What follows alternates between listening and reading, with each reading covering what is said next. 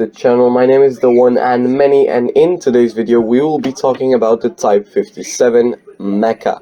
Now the Type 57 is another one of my favorite tanks in this game. I just got my hands on it from the Snow Globes just a few days ago, sorry, almost a week ago. And I can say I'm really enjoying this tank. It's very similar to the Skoda T56 that I've been playing since the Black Friday event when I got my hands on it. And I have to say I prefer this over the Skoda for multiple reasons, and we will be discussing those reasons in today's video, and telling you if you should pick this up whenever it does come into store. If it does, maybe it will be in the next week of the auction, which will start in 36 minutes. I might be posting a short video on the auction week in those 36 minutes, maybe next week, maybe now. We'll see about that, but anyway, let's get right into this tank and see what it can do. So, first of all, let's talk about the characteristics a little bit. The gun is nothing special on paper. 1.9k DPM, 1890 is not something you might be exactly happy about having. It doesn't seem like a lot, and it really is not a lot. But you'll notice in the games that I'm going to show you, I have two replays. I know I said I don't show replays, I'll always do live games, but these are just two very nice replays, and I don't really have time to do live games. The aiming time is 5.5 seconds, dispersion is 0.347. The way I'm running it, I'll show you my equipment afterwards. The accuracy isn't anything amazing, but the way you have to play this tank is very close range, so you're not going to snipe, so that isn't exactly felt. The penetration is okay, 218 standard, 260 heat. If you want, you can run calibrated. I'm not sure if I'm running cali or not right now, we'll see. 9 degrees of gun depression means you can comfortably ride this on almost any ridgeline in the game. It's not 10, but it's not 6 either, you know what I mean?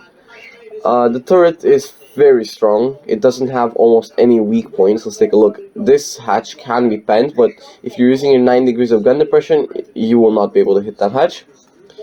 Now about the mobility, 39 forward, 15 in reverse, 14.3 power to weight ratio. It's not great, it's not bad. It will get you around slower, but you'll still get where you need to be. Now let's get into the replays here.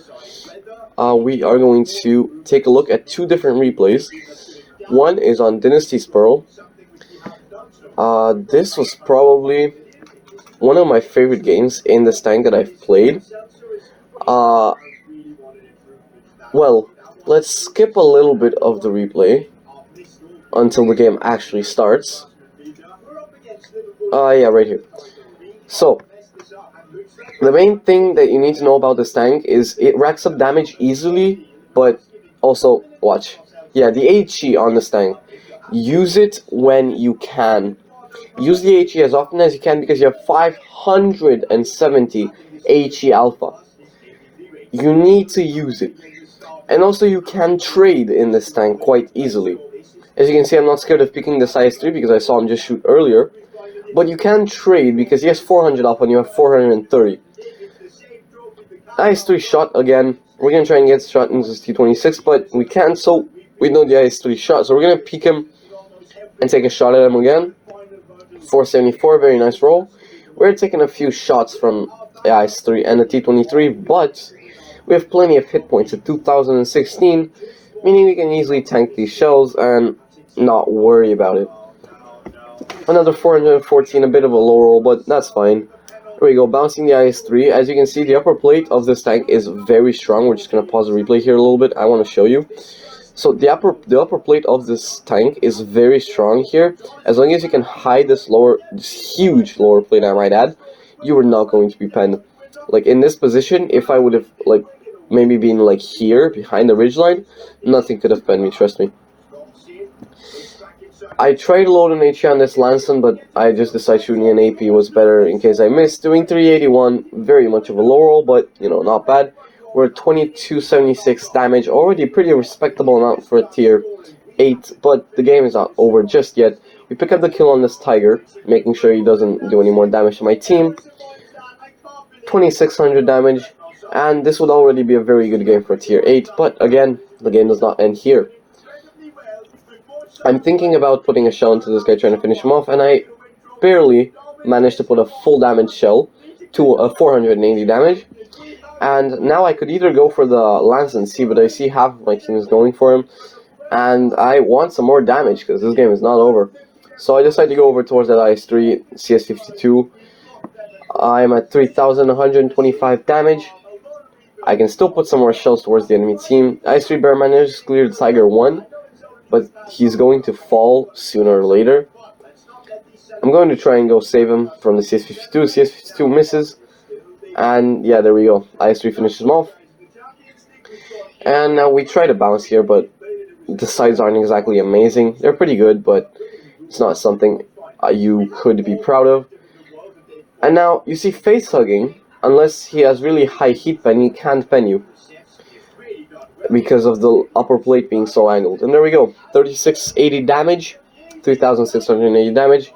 Very nice game showcasing where this DPM that this tank has is not a weak point. If you know how to use this tank and if you use it properly, you will do good even without that DPM. The second game we played is on Rockfield, and I want to show you where this tank does so well being hold down, as I explained to you. If you can hide that lower plate and that cupola being fully hold down, you are impenetrable, as you'll see later in this replay. Let's skip ahead a little bit. And this is where the HE comes in very handy. 525 into the RU251, and we are giving chase.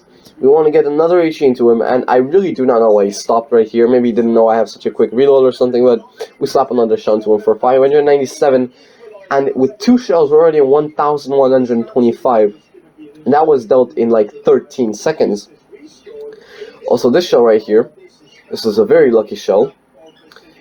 Shot into the WZ. Do not expect to hit shells like this in your normal games.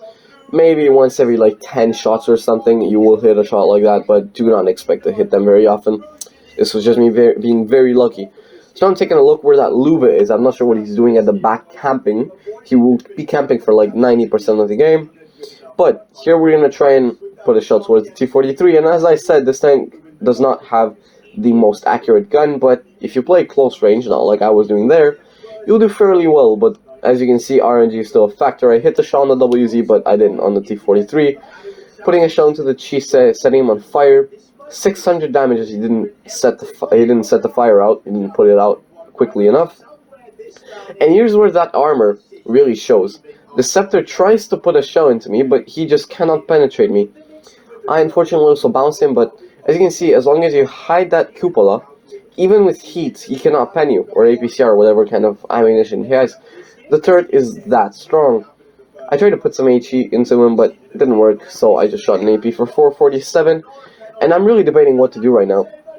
We have the Luva off to the side, and I'm going to turn towards him. The Scepter is still quite a healthy boy, but we need to save our IS-6, or try to save him. We unfortunately bounced the Luva, tried to bounce him ourselves, but didn't work. He puts a shell into us, and now I'm thinking, what should I do? Do I push the Luva? Do I not? He has much more DPM than I do, as you can clearly see. So I will put a shell into him for 495, and here I'm debating, do I push him, do I not? And I pull back, just making sure he can't put any other shells into me. And I'm taking a look around to see where my team is, because I'm really not seeing a lot of support from my team. The IS-6, I tell him to push with me, to kill the Luva, because that will be a huge advantage. I put a shell into the Luva, eating another one. He high rolled on me 388. I low rolled for 401. IS-6 was a very good player now, like in this situation, because he helped me clear the Luva. Now, I'm going to go. I was going for the WZ, but I did not realize the T-25 was in front. So I told the IS-6 here to HE the WZ. Unfortunately, the IS-6 decides to shoot the Chise, but that's alright. I peek out, put another shell into the Chise for 489, or whatever that was. Now this WZ misses me, and so I decide, you know what, I'm going to pull back, and I'm just going to make sure I aim this properly and finish him off so he doesn't have any liability later. And now, yeah, this game is over, basically. The Chise is on 187, we just have to aim properly, which you don't always do. You don't always aim properly. So, here's a... Yeah, I'm not sure how that shell bounced. I really do not know how the shell bounced. But, oh well. We just wait for the reload, and then we're going to circle him, take him out, and that's that for this game. We're gonna maybe try and put another shot into the scepter. We'll see if we can or not, but that's that for the game. 4,200 damage, 3 kills. Very nicely done. Very good game. Showcasing where this DPM, this tank's DPM, does not need to be high in order for you to be very effective out there on the battlefield. So, thank you for watching. Thank you for tuning in to my video. I hope you enjoyed. If you liked the video, like the video. If you want to see more content like this, drop a subscribe. Thank you for watching. Have a good one. Bye-bye.